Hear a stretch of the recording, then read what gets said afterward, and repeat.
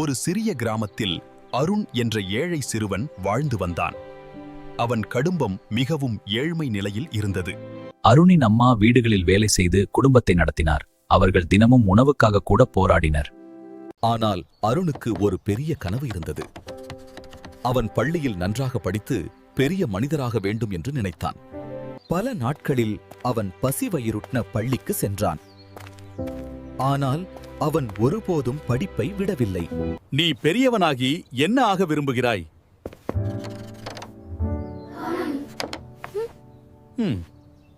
நான் பெரிய ஹீரோ ஆக வேண்டும்.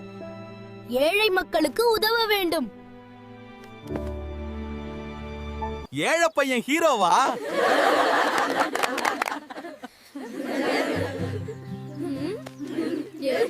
ஆனால் அருண் மனம் தளரவில்லை. இரவில் சிறிய விளக்கின் ஒளியில் அவன் கடினமாக படித்தான். பல வருடங்கள் கடந்து போனது. அருண் தனது கடின உழைப்பால் ஒரு பெரிய அதிகாரியாக ஆனான். அவன் தனது கிராமத்திற்கு திரும்பி புதிய பள்ளி, குடிநீர் வசதி, ஏழை குழந்தைகளுக்கு கல்வி ஏற்படுத்தினான்.